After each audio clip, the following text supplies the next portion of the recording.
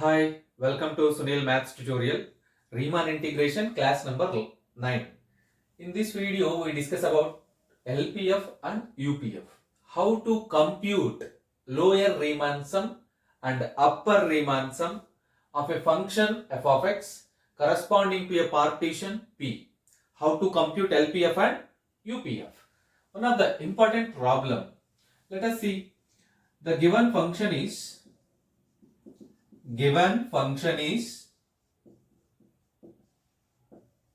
f of x is equals to x square defined on the closed interval 0, 1.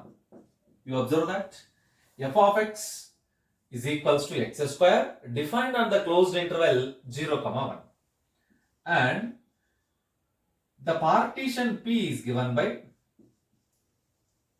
the partition P of closed interval 0, 1 is given by P is equals to set of 0, 1 by 4, 2 by 4, 3 by 4, 1. This is the partition of the closed interval A, B. By using this partition, you can form the following subintervals of the closed interval 0, 1. The subintervals of closed interval 0, 1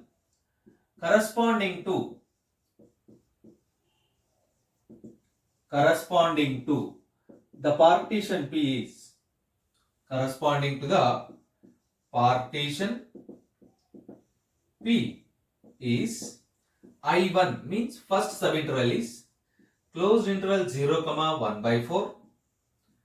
I2 second subinterval is closed interval 1 by 4, 2 by 4.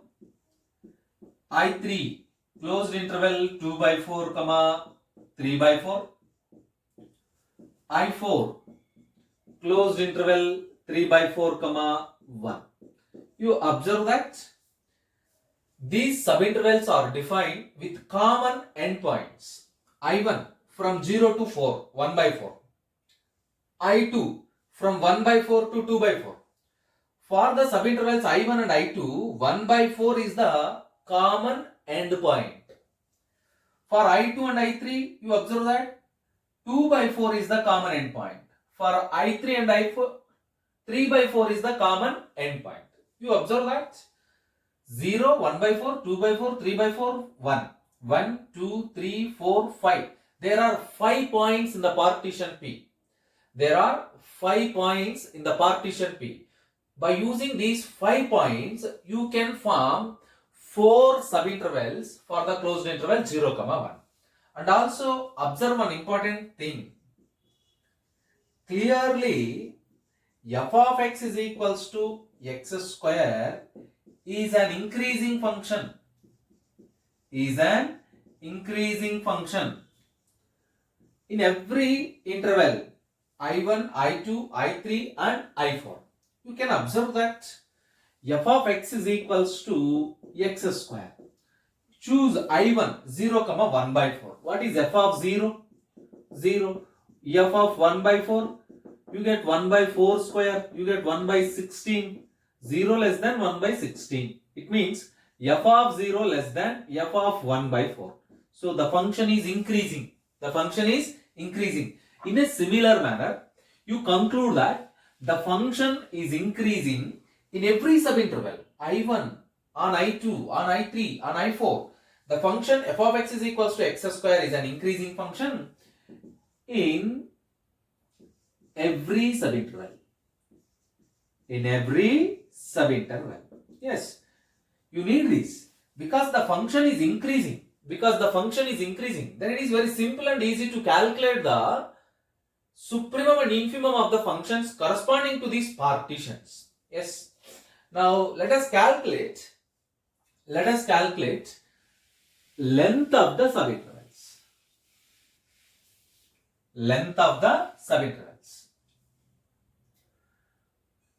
Delta 1 is equals to length of the first subinterval 1 by 4 minus 0. 1 by 4 minus 0, you get 1 by 4. Please observe that. Delta 2 is equals to length of the second subinterval 2 by 4 minus 1 by 4, again you get 1 by 4. Delta 3 is equals to length of third subinterval, which is equals to 3 by 4 minus 2 by 4, again you get 1 by 4. Length of the fourth subinterval, delta 4, 1 minus 3 by 4, 1 minus 3 by 4, you get 1 by 4. You get 1 by 4. Therefore, the length of each subinterval is same, is equal. The length of every subinterval is same. Therefore, we conclude that. Delta 1 is equals to, delta 2 is equals to, delta 3 is equals to, delta 4 is equals to 1 by 4. Please observe that delta 1 stands for length of the first subinterval I1, delta 2 length of the second subinterval, delta 3 length of the third subinterval, delta 4 length of the fourth subinterval. Right. Now let us calculate supremum and infimum of the functions. Capital M1 is equals to supremum of f of x on I1. Capital M1 is equals to supremum of f of x on the first subinterval. Because the function is increasing, supremum exists at the point 1 by 4. You get f of 1 by 4.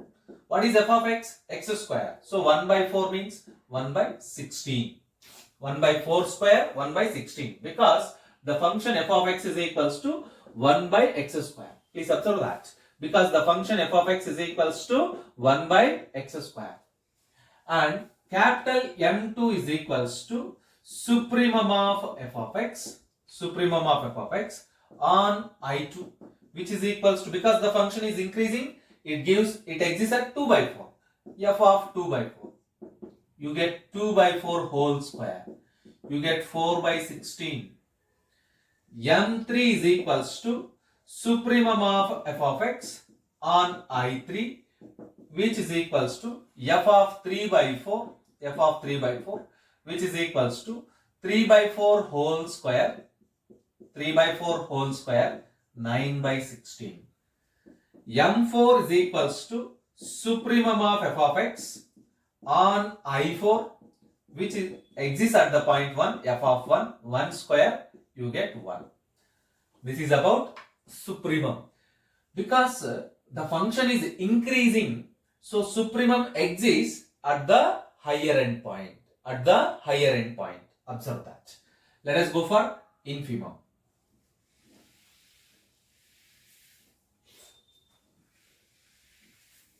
Right.